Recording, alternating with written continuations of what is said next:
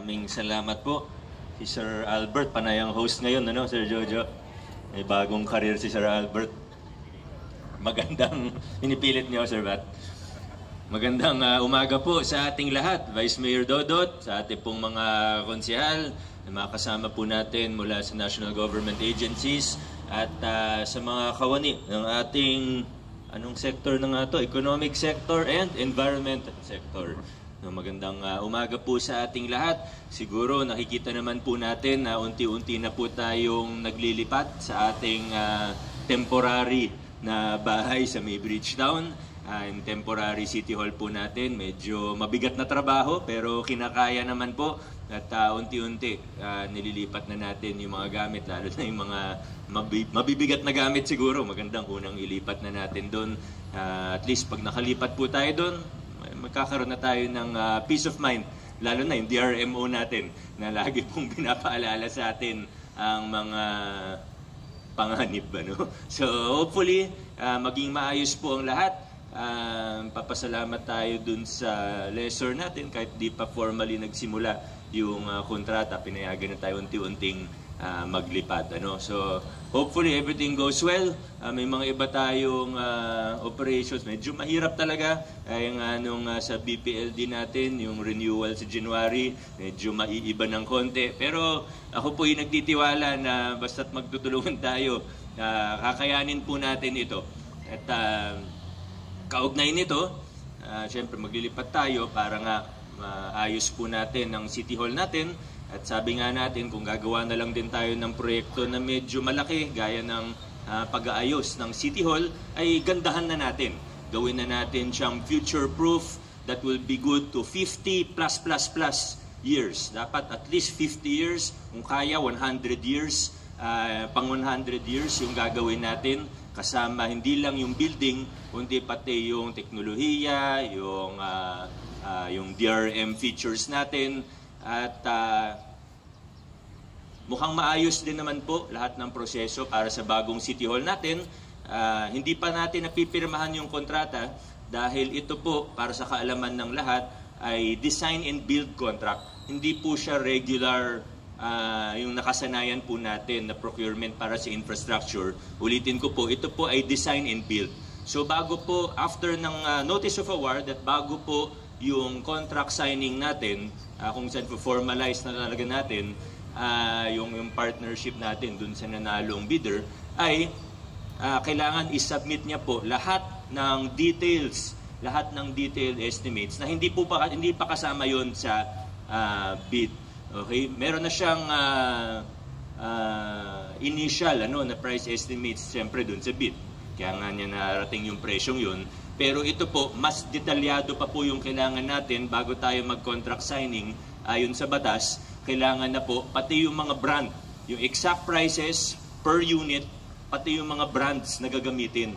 At ito po, hindi lang yung para sa building, kung hindi para sa halimbawa, yung furniture.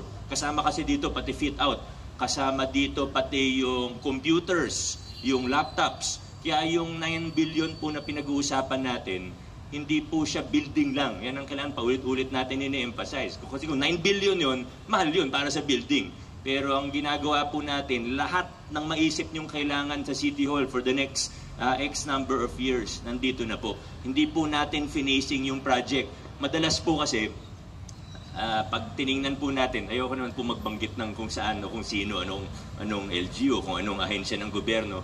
Madalas po kasi, ang ginagawa, pag may malaking project, sinisplit o hahatiin, gagawin ito, phase 1, ito muna, phase 2, para kunyari hindi masyado malaki. Hindi tayo ganun. Ngayon pa lang tayo makakita ng proyekto na ganito kalaki, na ganito ka-transparent mula sa pamahalaan. Lahat papakita natin, mula sa malaki hanggang sa maliit, lahat. Hindi natin chop-chop, di natin facing, kahit sabihin, medyo malaki talaga. Kasi napaka-importante po. Wala na po mas importanteng proyekto dito sa gagawin natin. At muli po, kaugnay din ito, siguro,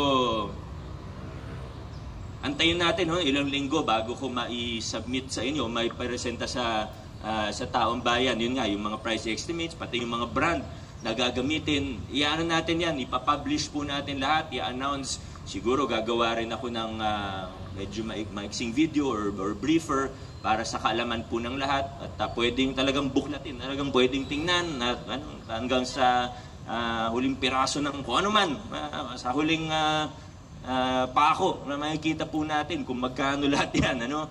So sa ngayon, hayaan nyo muna yung mga iba dyan na gumawa ng kwento, total, ginagastusan naman nila yan. Alam nyo, may natuklasan po tayo nung weekend na medyo nakakabahala, pero hayaan na natin sila. Pero kailangan ko lang pong sabihin para i-raise natin yung guard natin. Kumbaga mag-ingat po tayo. Dapat alam po natin na nangyayari po ito sa ating lungsod, pati sa social media. Meron po tayong nakita nung weekend na bagong page na nung tiningnan po yung mga followers, puro mga Vietnamese. So sa madaling salita, 100,000 followers, halos lahat trolls. Kasi gulat kami, 100,000 kaagad yung followers. Ang medyo kailangan pag-ingatan natin ay may mga tao talaga na handang magsinungaling, ang handang gawin ng kahit ano para lang sa posisyon o para sa kapangyarihan. Ito pong page na ito na puro trolls, 100,000 trolls po yung mga likes niya. Sa totoo, konti lang naman ang nakakapansin pa. Pero ang medyo nakaka-alarma, yung mga post po nito ay puro pabor sa atin. Puro magaganda yung sinasabi tungkol sa atin. So ibig sabihin, siguro yan yung style nila para isipin ng mga tao, ay ano yan, totoong page yan, o kaya page ni Vico yan, o page ng Mayor yan, puro pabor sa atin.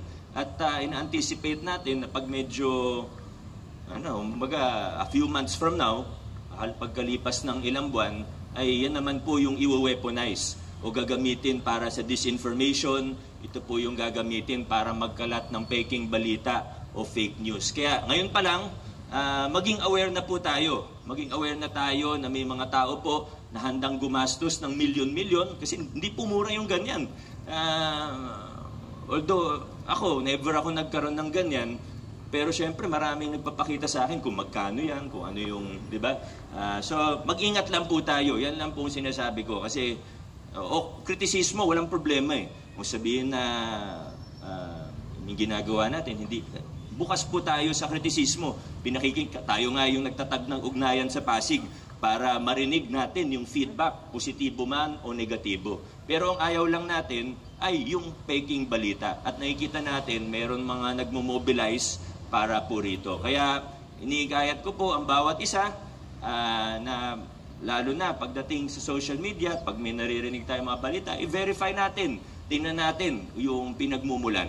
Para po hindi tayo magulo, para dire-diretso lang po tayo dahil alam po natin maayos ang ginagawa natin at higit sa maayos ay transparent. Bukas po ang ating pamahalaan at patuloy po na ganito ang gagawin natin. So muli po, mag-ingat lang tayo sa mga nakikita natin. Hindi porket nag-post ng maganda tungkol sa atin ay tunay po yun. Kailangan talaga mag-ingat, mag-doble, triple ingat po tayo sa lahat ng mga nakikita, nababasa, napapanood po natin. Muli po, summarize ko lang po, may notice of award na yung bagong yung gagawa po ng City Hall natin. Bago po pirmahan yung kontrata, may mga kailangan pa silang isubmit. Yun din yung inaantay ko para makapag-present ng briefer sa inyo kung saan nandun na lahat ng pinakamaliit na detalye. At sa ngayon po, magta-transfer na tayo unti-unti for our peace of mind sa temporary City Hall natin. Maraming salamat sa kooperasyon ng bawat isang kawani natin. God bless sa ating lahat. Adjourn na po tayo.